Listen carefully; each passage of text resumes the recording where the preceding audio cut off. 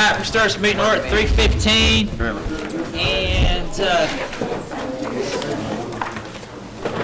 Councilwoman Vasquez, would you please Sure. give the blessing? Yes. Our Heavenly Father, we thank you for this wonderful day, and we thank you for the rain that you sent that we needed so badly. And we ask that you bless all those here and bless us with safe travel home, and bless all of our meetings today, that we hear your voice when we are determining things that are going to affect all the Cherokee people. In Jesus' name, amen. Amen. Roll call. Yes, sir. David Wilkinson. Aye. John Garvin. Jill England. Honey. Eve Austin. Here. Jack Baker. Here. Harley Buzzard. Joe Bird. Honey. Sean Crittenden. Honey. Frankie Hargis. Wanda Hatfield. Rex Jordan. Here. Dick Way. Here. Curtis Snell. Here. Janice Taylor. Here. David Thornton. Honey. Victoria Vasquez. Ryan Warner. Honey. We do have a quorum. All right, to hear a motion to approve the minutes from August 15th, 2016. So moved. So moved. Second. Second. All those in favor signify by saying aye. Aye. Opposed, motion carries. Going down to reports. First, we got Talking Leads Job Corps, Miss Diane Kelly. We got Daryl Lake in her place.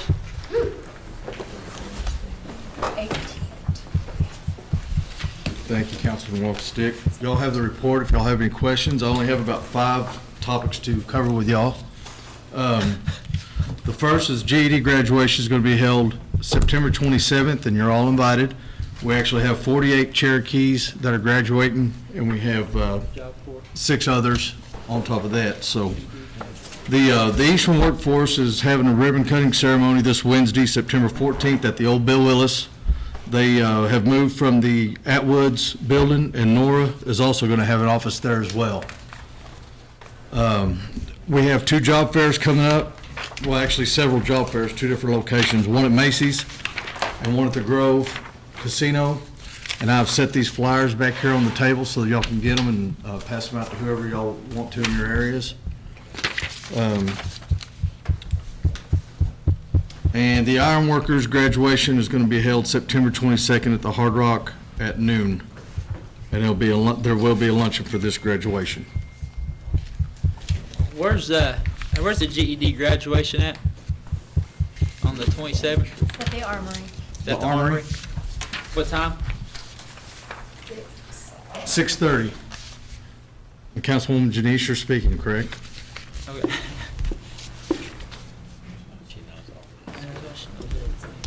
All right. I'd also like to say that on November 16th is going to be our first ONARA meeting, which is the Oklahoma Native American Reentry Alliance. So all tribes present that are members of the alliance are going to be here, and we will be hosting, and it'll be from 10 till noon, and then after that we'll have a closed meeting, but we will have lunch, and all y'all are welcome to attend. Here, when that is. November 16th, 10 a.m., and it'll be at the Salagi, the old ballroom.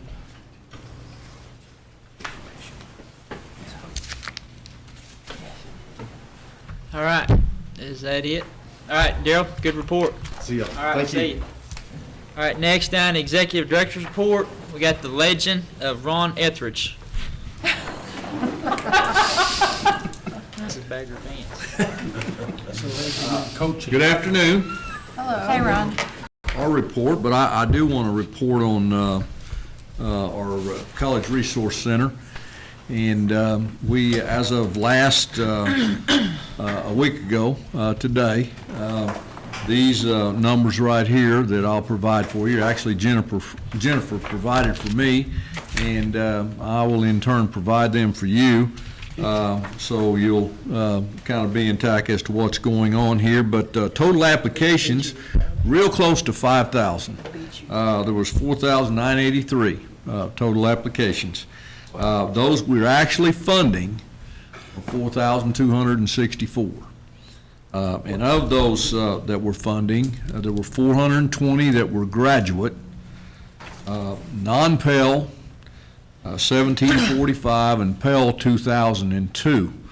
And of course, the Pell, if you do not know, and to be honest with you, I did not know until I came here and was educated on the subject, and so just making you aware, that's those that basically through FAFSA have qualified, they low income, and so they can not only receive, they can receive our $2,000, they can receive additional money as well, and so, get most of it paid. So over half actually qualified for that. The Promise, which is room, board, and housing, we have a total of 96 scholarship there. Basically, that is Section 8, low income on housing, those that qualify there. But they're getting room and board paid, right? And we have 14 at Connors. We have 24 at Rogers State, with the majority of them being here at Northeastern, 58.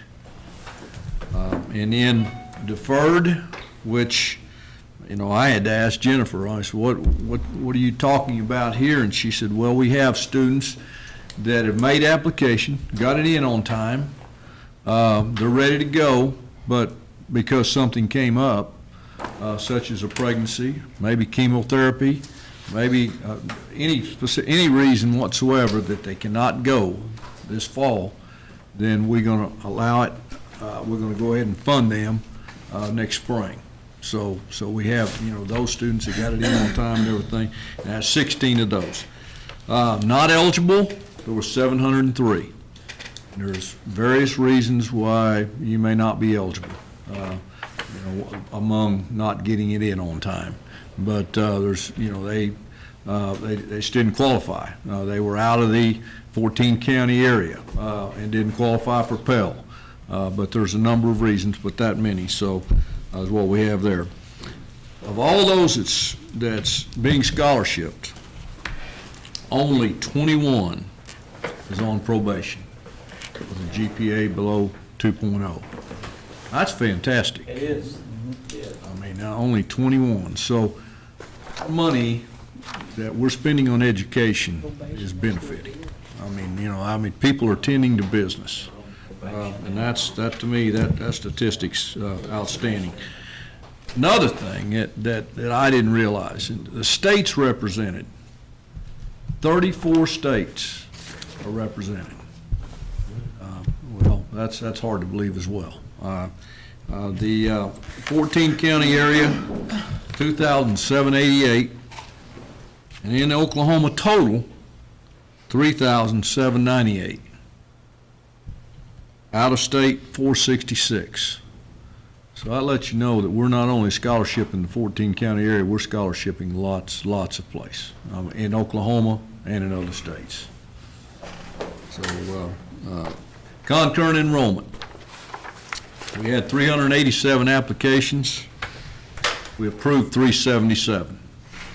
There were only 10 that did not actually qualify. So that pretty much says it for the report on college and career. Any questions on that? Councilman Thornton? Yes, sir. Ron, on the spring semester, is it, were you supposed to put in for that before school started at the time? You can't put in an application for spring now? Cannot now, no.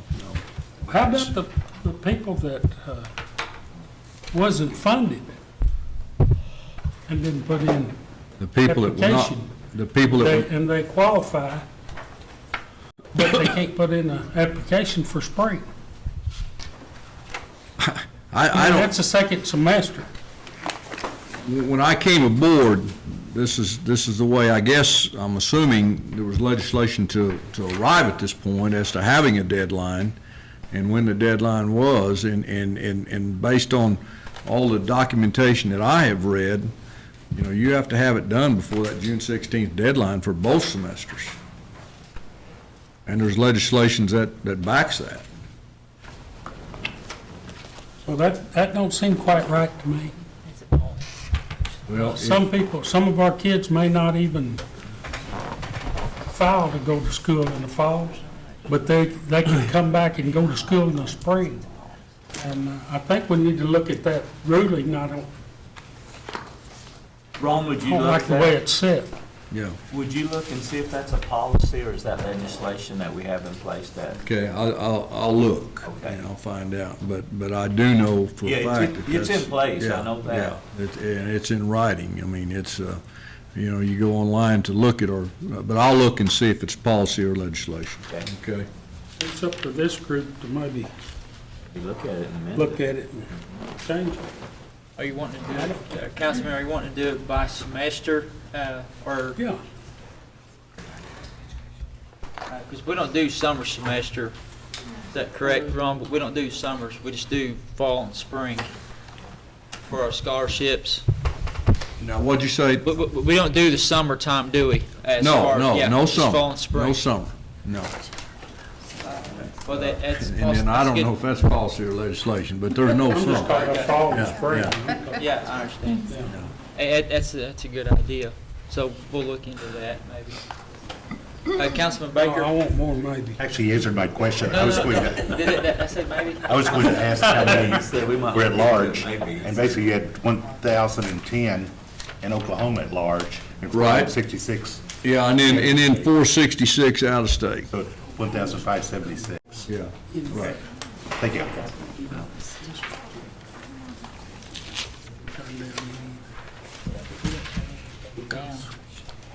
Any Any other other- questions? Seeing none, Ron, do you have anything else? to I report have on? no additional. just- Good report. Good report, Okay, Ron. okay, Keep thank you good very work. much. Thank you, Ron. You bet. Next, going down to Head Start, Miss Vernon Thompson.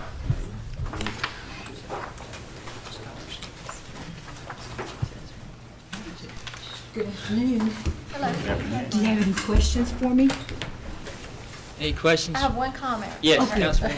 I was visiting with a family who had just put their child in early Head Start in Salina, and they had gone and inquired about it, and it is one of those situations where the child, they know they have Cherokee blood, but they can't prove it, but your staff said, but you're in luck because we have to have so many that are non-Cherokee, and so we want to take that child anyway.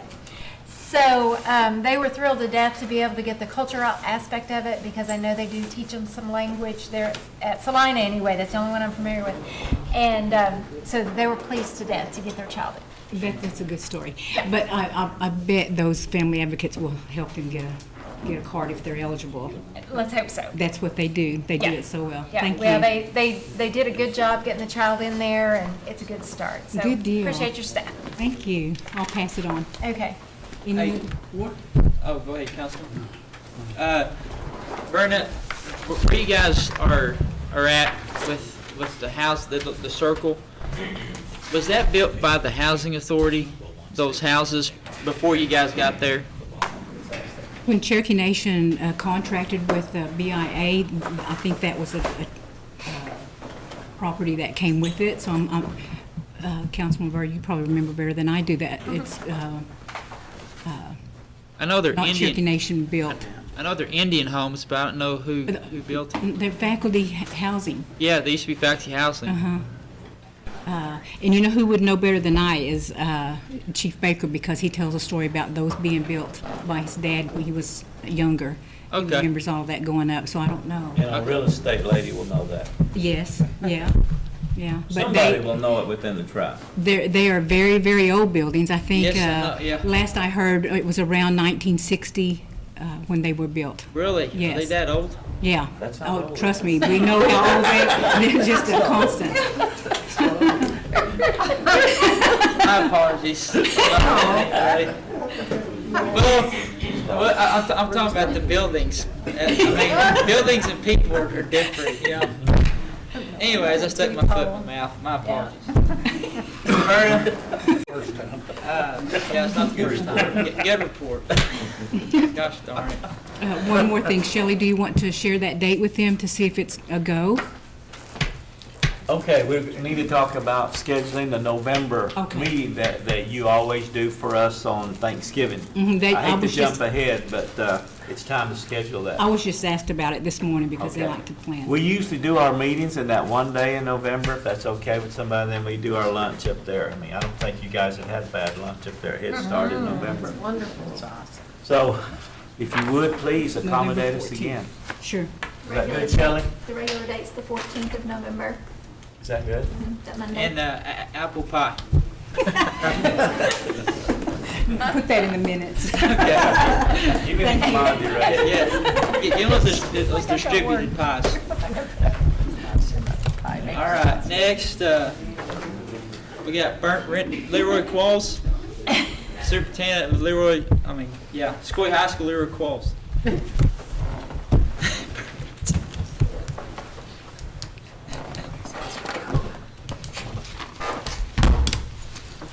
Good afternoon to all. Glad to be here today. Good to see you. It's good to see you in the holiday parade. And thanks for throwing candy over my way. I had a granddaughter there that was very grateful. I saw you make that catch. Yeah, my basket and her basket. You got my report there. What's not there, I'll go over some things. Projects, the dorms are almost completed now. Looking really good. The football stadium, we used it Friday night at the game. It's not completed, but it should be done within the week. And we are so grateful to have the press box back and the stadium renovations done as they are. A lot of comments. We had a lot of fans at our game last Friday night, and there were a lot of positive comments about the football stadium. I'm going to start with the immersion school first. As you can see, we've got 120 students this year, up from 113 last year. We increased our 7th and 8th grades both up to 21, and that's pretty much capacity for us. Kind of feel like if we go any higher than that, we'll be cheating the individual attention aspect with the kids and the teaching aspect for the teachers.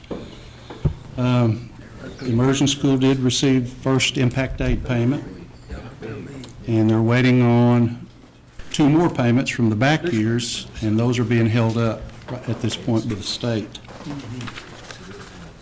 Our Board of Education is new. I had a meeting with them today at 1 o'clock. They attended the State School Board Conference in Oklahoma City. I think it was August the 26th through the 28th. And they're in a learning process, and they're good people, and I assured them they'll be just fine. They're starting to collect their points to meet the RAO, or the Regional Accreditation Officer's quota for points when they come and do the school visits. Going down to the high school now. Football guys are 2-0, beat McLean 33-12. And also won against Roland. And Friday night, we go down to visit our friends down at Vian. And good teams that we're playing up front. The whole schedule's going to be tough, and proud of the way our kids have behaved and played up to this point.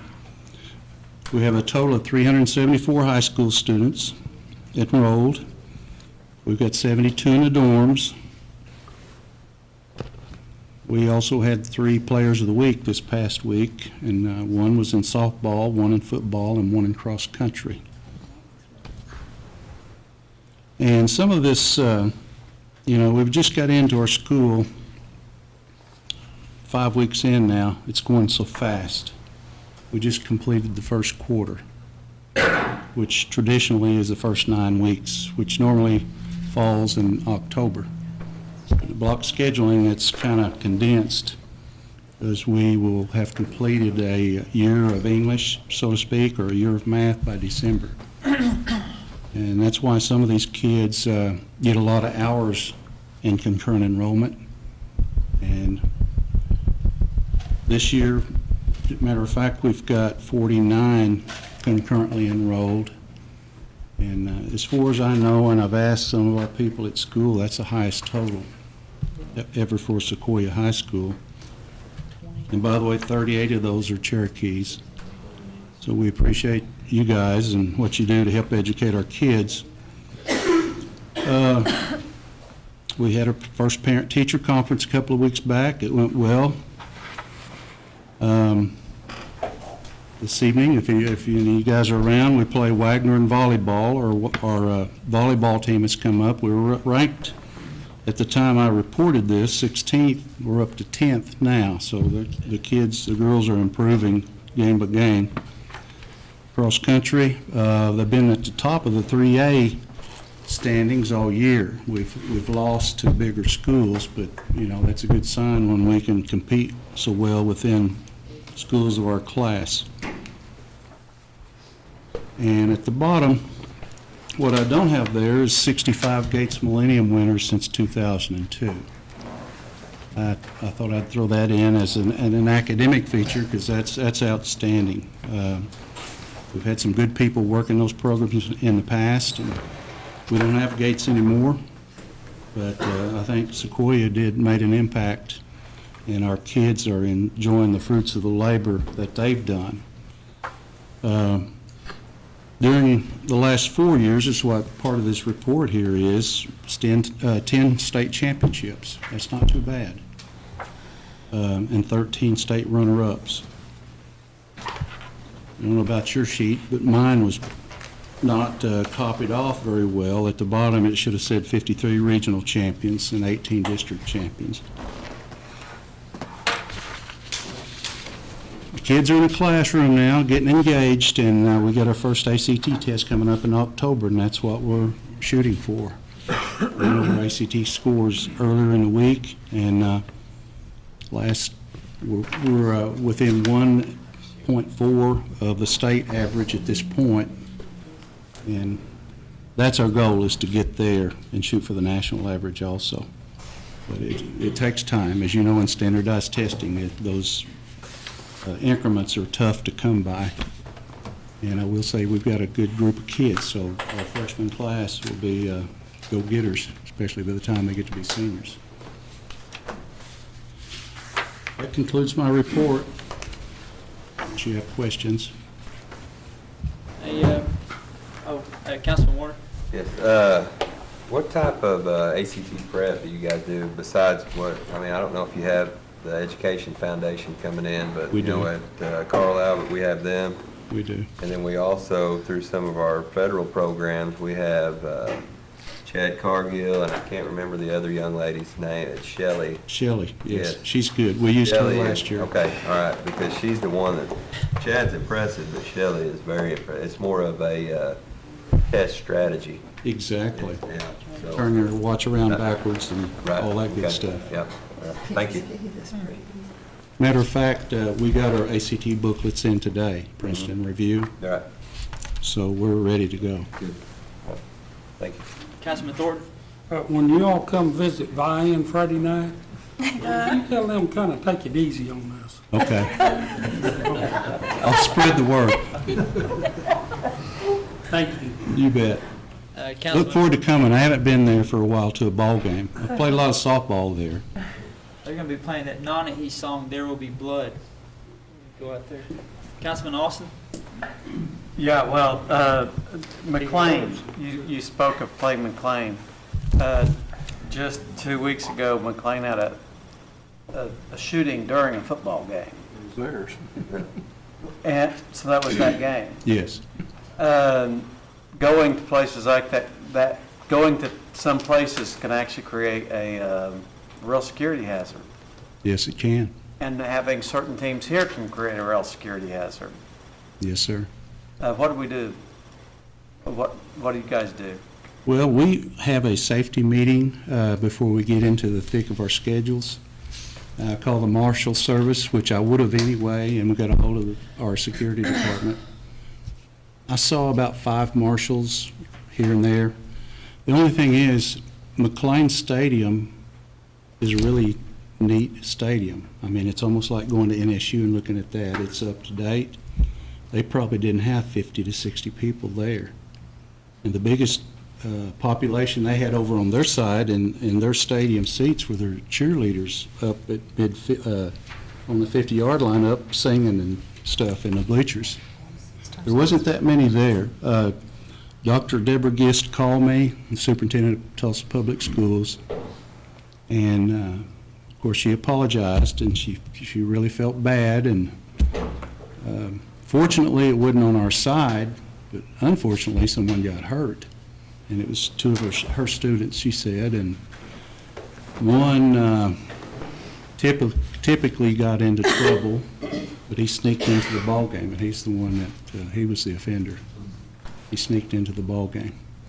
So they're taking extra precautions now, you know, because it's going to be tough for them to get a non-district game from now on. So whether that happens or not, we have our safety meetings, contact the Marshal Service, send an email out to our administrative staff, our employees, on what we need to look for during the games.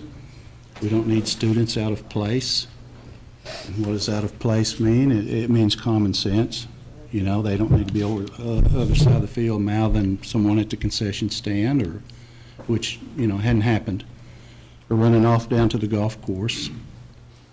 We needed more eyes.